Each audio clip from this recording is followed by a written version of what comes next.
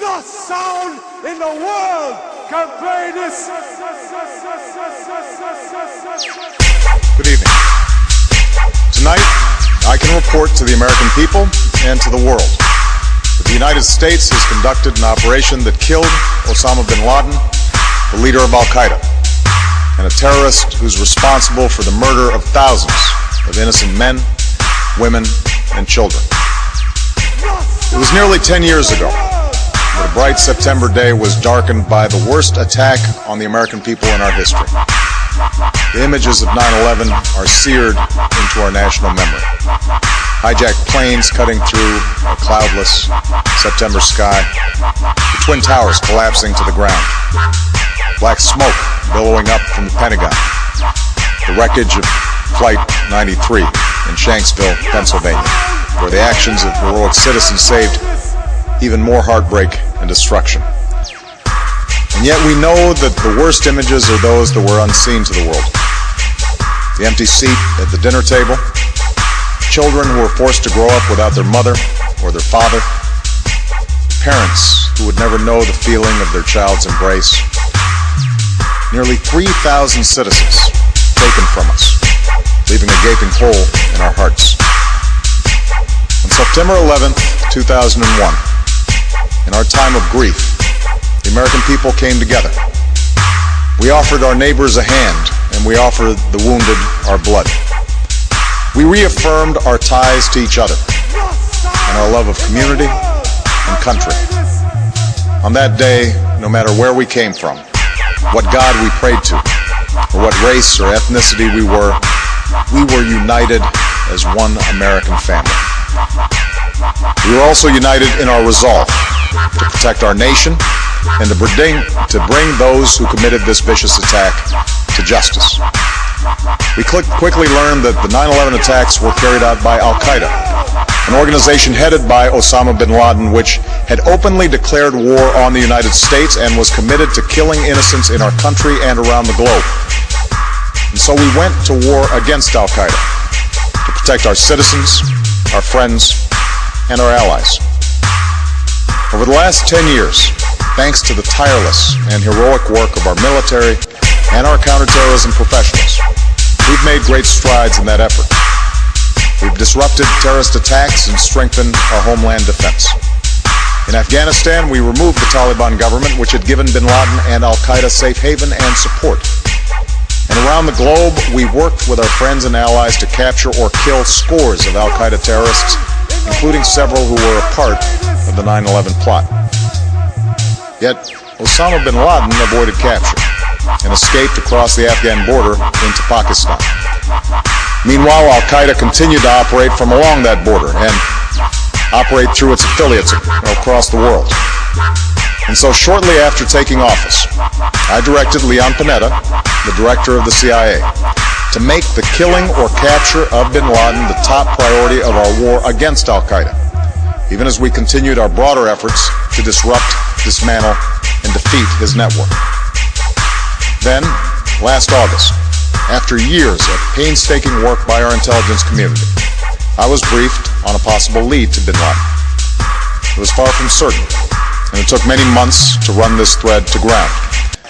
I met repeatedly with my national security team as we developed more information about the possibility that we had located Bin Laden hiding within a compound deep inside Pakistan. And finally, last week, I determined that we had enough intelligence to take action and authorized an operation to get Osama Bin Laden and bring him to justice. Today, at my direction, the United States launched a targeted operation against that compound in Abbottabad, Pakistan.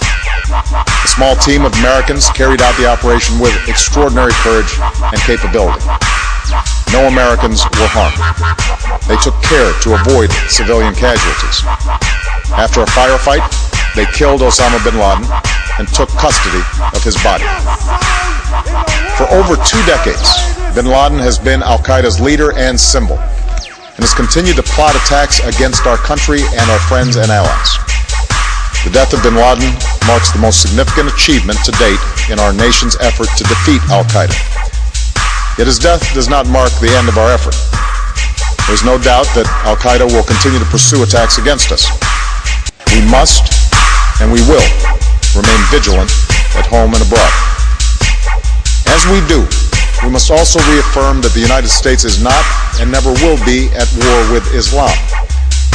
I've made clear, just as President Bush did shortly after 9/11, that our war is not against Islam. Bin Laden was not a Muslim leader. He was a mass murderer of Muslims. Indeed, Al-Qaeda has slaughtered scores of Muslims in many countries, including our own. So his demise should be welcomed by all who believe in peace and human dignity. Over the years, I've repeatedly made clear that we would take action within Pakistan if we knew where Bin Laden was. That is what we've done. But it's important to note that our counterterrorism cooperation with Pakistan helped lead us to Bin Laden and the compound where he was hiding. Indeed, Bin Laden had declared war against Pakistan as well and ordered attacks against the Pakistani people. Tonight, I called President Zardari, and my team has also spoken with their Pakistani counterparts. They agree that this is a good and historic day for both of our nations. And going forward, it is essential that Pakistan continue to join us in the fight against Al-Qaeda and its affiliates. The American people did not choose this fight. It came to our shores and started with the senseless slaughter of our citizens. After nearly 10 years of service, struggle, and sacrifice, we know well the costs of war. These efforts weigh on me every time I, as Commander-in-Chief, have to sign a letter to a family that has lost a loved one, or look into the eyes of a service member who's been gravely wounded. So Americans understand the costs of war. Yet, as a country, we will never tolerate our security being threatened, nor stand idly by when our people have been killed. We will be relentless in defense of our citizens and our friends and allies.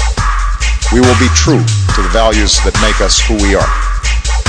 And on nights like this one, we can say to those families who have lost loved ones to Al-Qaeda's terror, justice has been done. Tonight we give thanks to the countless intelligence and counterterrorism professionals who've worked tirelessly to achieve this outcome. The American people do not see their work nor know their names, but tonight they feel the satisfaction of their work and the result of their pursuit of justice. We give thanks for the men who carried out this operation, for they exemplify the professionalism, patriotism, and unparalleled courage of those who serve our country. And they are part of a generation that has borne the heaviest share of the burden since that September day. Finally, let me say to the families who lost loved ones on 9/11 that we have never forgotten your loss, nor wavered in our commitment to see that we do whatever it takes to prevent another attack on our shores. And tonight, let us think back to the sense of unity that prevailed on 9/11. I know that it has at times frayed, yet today's achievement is a testament to the greatness of our country and the determination of the American people. The cause of securing our country is not complete, but tonight we are once again reminded that America can do whatever we set our mind to. That is the story of our history. Whether it's the pursuit of prosperity for our people, or the struggle for equality for all our citizens, our commitment to stand up for our values abroad, and our sacrifices to make the world a safer place. Let us remember that we can do these things not just because of wealth or power, but because of who we are. One nation, under God, indivisible, with liberty and justice for all. Thank you. May God bless you. And may God bless the United States of America.